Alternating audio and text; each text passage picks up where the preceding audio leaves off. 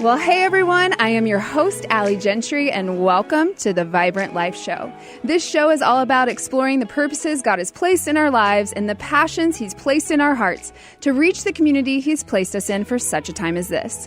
So whether we're hearing stories of those living out their passions, helping you discover your purpose, asking hard questions, or leaning into cultural moments, the hope of this show is to remind us that the life that God has created us to live is an adventurous one, a meaningful one, a purposeful one. We are invited to live the vibrant life. And this episode is brought to you by people like you. We're so thankful for those who have donated to Vibrant Ministries as we are reaching people through this ministry, this radio ministry. If you would like to give, you can go to alligentry.com/vibrant anytime to give, and we are so thankful for you sowing into this ministry, and so we just want to say thank you for that. And on the show today, though, I'm so pumped to have my friend Stephen Burkhart on the show. He is a marketer, a strategist, a podcaster, a husband, and a soon-to-be father. Almost. Well, welcome to the show, Stephen. Thank you for having me. I appreciate it. I'm so excited for you to be here because this conversation that we're going to have today is one that I wrestle with of how to go about doing this. And your focus is in marketing and branding, but you also have a creative agency. And so can you kind of share a little bit about what you're focused in on and who you are, and before we dive into all the rest of the stuff? Yeah, of course. Well, thank you for having me on. And certainly you hit the main things, right? Obviously right now, the inevitable baby is on the top of my brain at all times. When's the due date? To the 23rd of this month. Okay. So the Matrix comes out the day before, so the baby has to wait. It's got to be the 23rd or later. Priorities. Yeah, I know, right? Baby's a part of my life, you know what I mean? Yeah. So, no, just kidding. But I would actually be really sad if I had to cancel that. But either way, that is definitely top of mind. But yeah, I've been doing, I've had a creative agency that I launched, probably about 4 months before COVID happened. So that was an interesting time to build a business and attempt to grab coffees with people when they were literally afraid for their lives. And yeah, it was just, man, talk about a crazy time. And so that's been really cool. But, you know, I've been involved with creative activities, you know, way before then, and in all different avenues, whether church or personal and with the business. And so that's been really exciting. And so I'm involved in a lot of different things, but they're all involving creativity and marketing and content and all the things that we talked about even last night with like personal branding and stuff like that, just working through some of those details and what that looks like, not only for me, but for others and for the church. Yes, and that's why I want to have this conversation. And I definitely want to give a shout out first before we jump in, because, Stephen, you recorded my first show I did. ever on The Vibrant Life, and you did my photo for all of my what are those called? Thumbnails? Yes, but my photos for The Vibrant Life with my yellow shirt, that's you. Yes. You took those here at the studio, so you've been here since the beginning. I have, and it's been cool to see it just like continue to blossom and grow. And thankfully, the studio's in a cool place, right? So we got these, like, we're by the Biltmore, we got all these tall buildings, and I don't know, that makes me excited. Yeah, so. I loved it that we were both like, yes, let's go out here, let's do this. Two creative minds working in different ways. Thank you for doing that, because you helped me market this show. And that's exactly what we're talking about today, because marketing is not my lane. Like, this is not something that I am well versed in. I actually started in college in fashion merchandising and marketing. Okay. And I was like, I went into my marketing classes and I was like, no, I can't do this.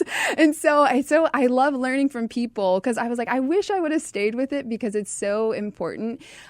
Do you feel like it's important for people to understand marketing, not only for business, for church, and for personal brands, or is it only like kind of one lane that only for businesses? Well, I think that,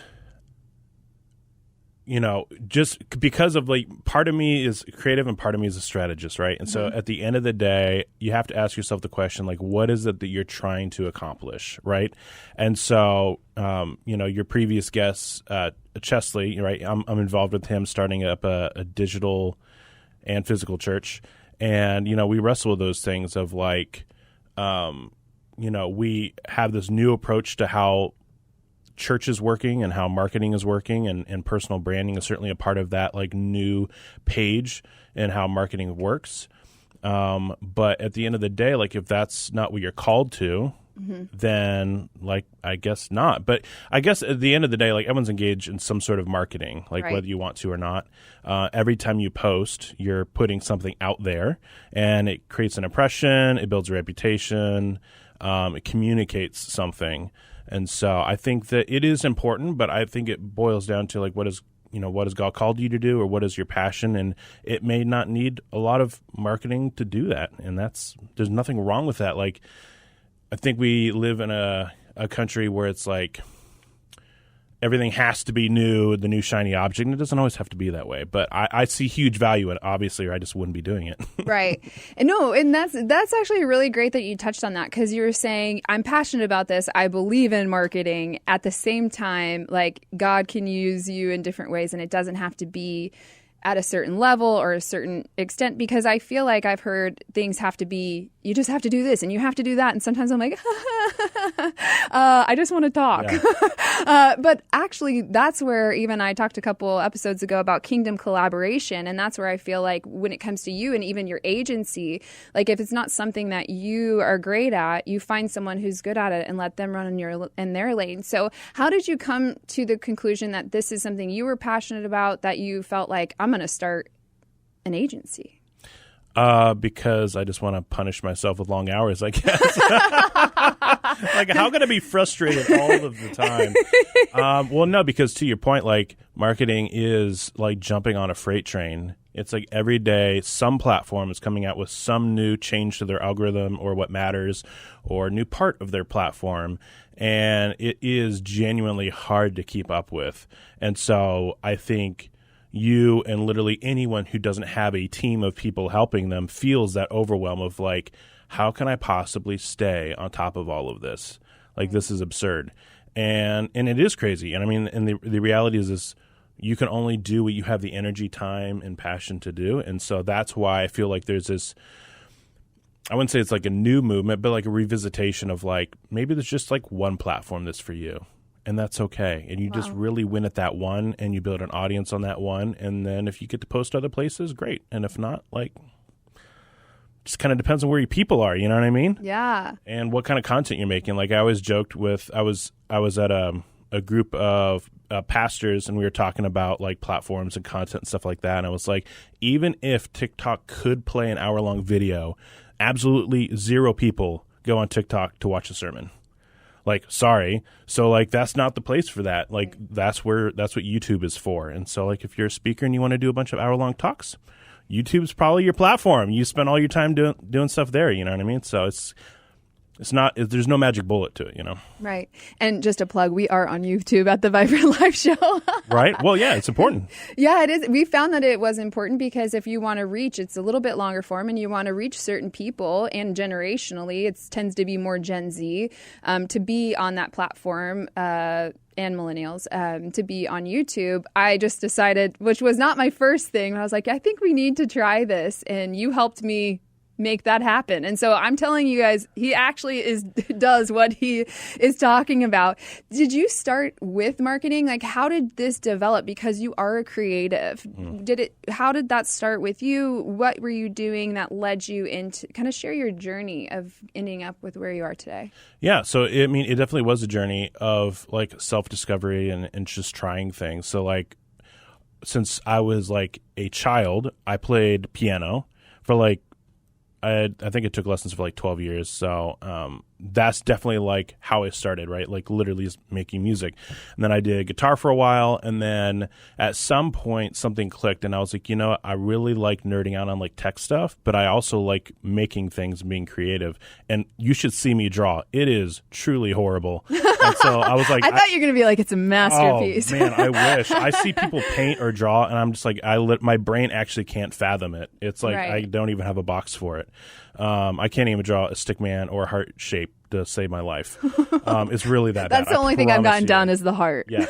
So thank God for digital tools. Yeah. so I was like, okay, well, what does that look like? And so that's when I started playing around with the camera, doing like photos. I started serving my church doing live sound for the band. And so that's where that kind of like merging of creative, even with all my music background, started happening with the tech side of things too. That kind of merged together. And so that ended up going into the camera side.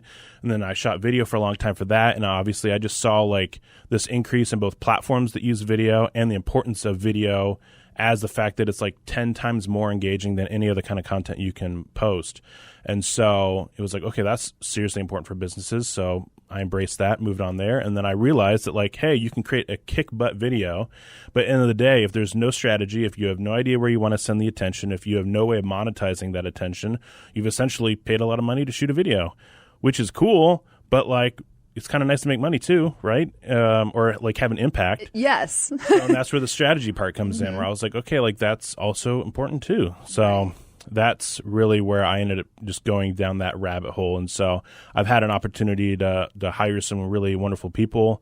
Rylan, who's actually shooting in the studio today, and another guy who's actually in the Philippines. I did outsourcing. It was kind of crazy. So it's been really fun to have people on the journey with that and be able to have help and build a team. And that was one of the things I learned in my journey too, with like serving at church. I had an opportunity to learn how to build teams, and that was hugely important because, like we talked about before, the marketing world is a bullet train. You have to have a team, or just like, to perform at a certain level on a certain number of platforms, you have to have a team. Right.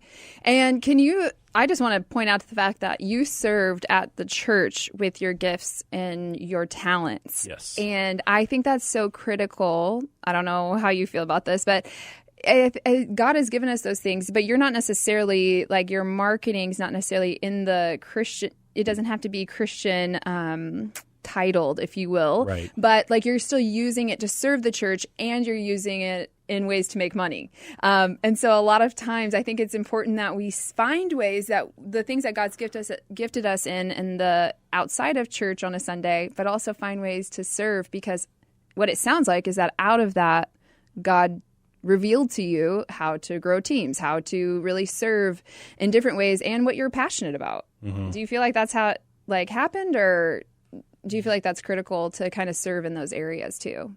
So I had an epiphany that I can only say is probably God speaking to me when I was probably 20. And I was like, I've been going to church for a long time. I should probably contribute something to what's going on around here. Right. And I'd served in other like clubs that were church related before. But I never really served in church. And I was like, I don't want to be a consumer. I want to be a contributor as well. And so because of that, right. Ooh. That was so good. I do snaps in the studio. You can't see me unless you're on YouTube, but I do snaps. Right. You don't want to be just a consumer. You want to be a contributor. Yes. And so that really turned the leaf of being like, okay, well, like, how can I help?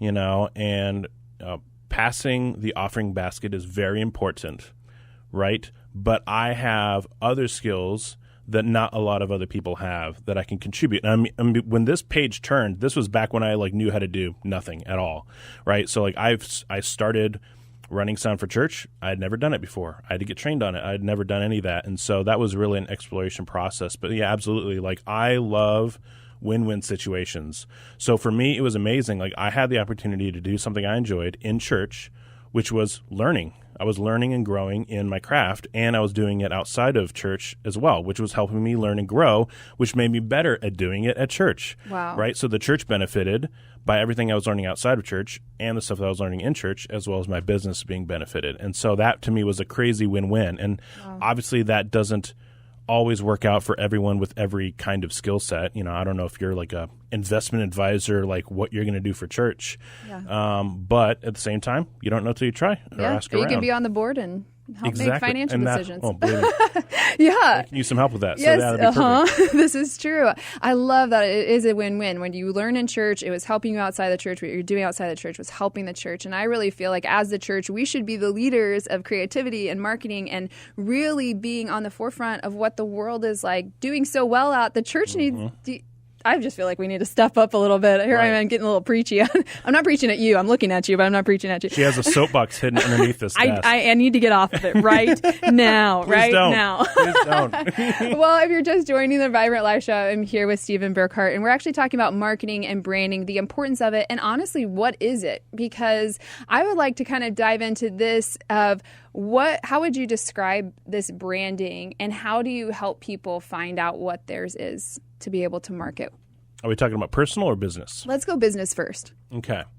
So for me, marketing would be essentially intentional communication, right? And so you are in some way telling the story of and connecting with the right kind of people, and making sure that you're telling the story about yourself, the business itself, right? In a way that people realize, oh yeah, that's for me, right? And so it's two ways, right? People eye roll so hard when I say this, but your vibe attracts your tribe, right? Like that's a thing, yeah. So you're laughing at me, though. yeah. But it is true. Catchy. And but if you're not communicating what that vibe is, people have no idea whether or not they should be in love with it or not. And so I've always thought of like a business should have a personality. Like if you have to go as far as thinking about like what would my brand wear? What would it listen to? Where would it hang out at? What would it do for activities? What would its friends look like? If you're able to like take it out of just some like abstract concept and try to create like this human being in your brain, well, they call them avatars, right? But they're like a human being that you're saying like this represents who my business is. Then I think that helps you define what your marketing should be and how you end up communicating that. Because if you have no idea who you are, if the business doesn't know who it is, then how do you communicate that? Yeah, and then would you say that's the same for churches? Or is that different? I'm only wondering, too, because I'm on staff at a church, and when you're talking about like marketing and stuff like that, we're only recently getting more on social media and stuff because like there's so many things to do, right? But now we're realizing it has to be a focus. But like our vibe attracts our tribe. I love that. It's hilarious. But anyways. No, I think so. You hit on some things that we literally don't have time to go over, which is that most churches, their DNA is not as unique as they'd like to think it is. And so they're like, oh, like we're a church that believes in missions and teaching the Bible. Like, cool, like everybody else. Like that's not unique, right? And so I think churches really do have to work hard at discovering what their uniqueness is. And I think that uniqueness only comes from seeking out something specific that God is telling you guys to do. Because at the end of the day, all churches are full of people who can do lots of things. Right? And so every church can serve the homeless, and every church can teach the Bible, and every church can send out missionaries.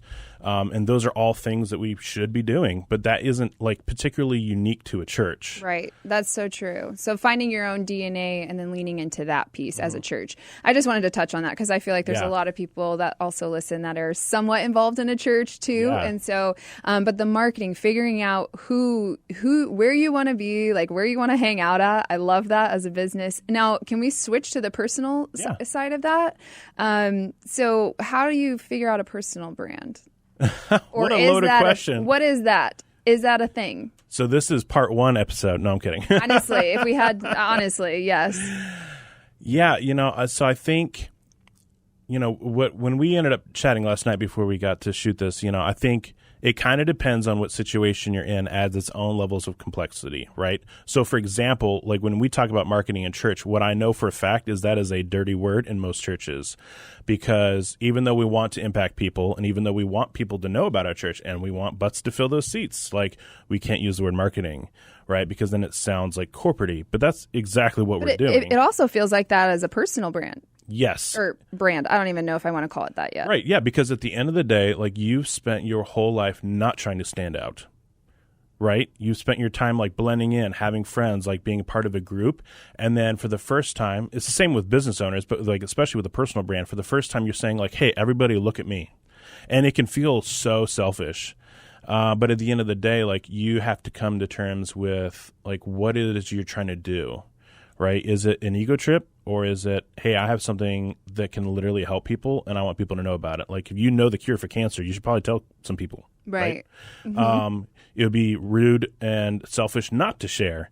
right? So I guess it depends on what your intentionality is and what it is you're trying to bring value to in the world. Yeah. So yes. Okay. All of that, because this is why I asked that question, because I'm personally struggling with that as well. Is like, how do you put stuff out there and then not feel like, oh, hey, here. But we're also all given a platform now. Mm-hmm. Like we all have access to a platform. So do you really, do you encourage people or really strongly believe that most people should really be trying to utilize that in a more focused way? Or do you feel like it's only certain businesses or certain people if you feel like you need to push it? Because let me give a little bit of reference here. Last night when we were talking, you said something, there's difference between a personal or what was it, persona? A public persona. A public persona and a personal brand. And I thought that was a very interesting separation of the two. Right. So do you feel like we need to be utilizing our platforms like that, or do you feel like only if we feel compelled to do so? So let me give a little bit of a context for that conversation. So like when we talked about the difference between personal brand and personal persona was the idea of intentionality, right? So everyone has a personal persona, right? It just depends if people know like something specific about you, right? And so that's where I think a personal brand becomes something specific, right? They know you as a person who talks about leadership, or they talk to you about someone who talks about advertising, or someone who talks about spirituality, or whatever it is. You become known for something specific. Like I have a personal Instagram page. It's not a personal brand. It's just a bunch of cat pictures and me and my wife on vacation and like cool lighting that I see coming in through a window, right? Mm-hmm. There's no point to any of it. Yeah. It's just me sharing, right? And so that's like public and it's some sort of persona, but it's not a personal brand at all. And so I think what's interesting and what some of the things I was thinking about after our conversation is this idea of like authenticity, that oftentimes personal brand doesn't always feel authentic. But the more I was thinking about it, I was like, okay, what is our persona non-digitally look like in the past? And what I realized is people have always viewed us in the context that they know us in, right? And so Allie Gentry at church is a little bit different than you at a coffee shop. And that's a little bit different than like maybe kids from high school remember you as. Oh, yeah. Oh, dear Lord. Right? Bless them. Right? This is not an invitation to share high school stories about Allie. But if you do, DM me. But everyone, there's professional you, there's casual you, there's, on vacation you. All of those are authentic, but there are different contexts. Like casual you isn't the right thing at work, right?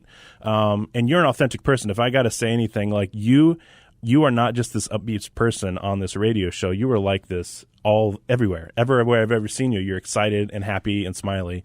And you're one of those people who can smile and it's not weird. It's weird when I smile as much as you do. So I guess I have RBF or something, but you know what I mean? But I think at the end of the day, the thing people wrestle with is like, okay, I'm only known for this one thing in this one context, but that's kind of always been the case. People always have known you only within the context of what they know you as. And so it's the same thing. It's just on purpose. Right. And so whenever you're helping people with their marketing strategies, even the self-discovery, as I saw on your page as well. And I think that you do that really well. I just want to encourage anyone to talk with you, to reach out to you, because when I've talked to you, I've only gleaned so much. So what do you feel like in this last little bit that you can encourage people to do if they're like, I think I need to step up my marketing game for my business, or however you want to say this. I feel like what is some things that people run up against, and how would you encourage them to take the first couple of steps moving forward? Well, answer that question, and just now realizing I didn't answer your previous question is, I think ultimately you have to decide if God or just by who you are have something specific to say. There is no pressure to have a personal brand. There just isn't. It is not an answer to anything other than I have something burning in my heart that I need to share with people, and just being super intentional about sharing that. So I would say it's just a journey of self-discovery, and just let it take its time, right? People want to be like super polished and like focused right out the gate. It just doesn't work that way. It's a process. It's an emotional process, and it just takes time. That's so good. I I have so many more questions. Oh, but we are running out of time. So if people want to connect with you, your agency, ask you more questions, because I really think this is a critical topic. I do think that this is something that people, I think Christians need to be better at personally. So how can people connect with you if they have any questions or to kind of see what you're up to? So, yeah, I would say just find me on LinkedIn, Stephen Burkhart, and I'd be happy to connect with you to shoot me a message. Yeah, and I just want to say I love that you are living out this in a vibrant way in your own business. That doesn't have to necessarily be Christian, but you are doing the work of Jesus through that. And I just want to honor you and say thank you for being here and just reminding all of us that it is every day is an invitation to live the vibrant life. Thank you for joining me on the Vibrant Life Show. I would love to connect with you and get to know you. My favorite place to hang out is over on Instagram at ali.gentry or over on Facebook. You can also go to my website, aligentry.com. That's ALIGENTRY.com. Sign up for my newsletter to stay up to date and get links to the show on all platforms after we air, the show's YouTube channel, and really just all the things. I'm so honored to get to hang out with you today. My heart is that you remember that each day is an invitation to live the vibrant life.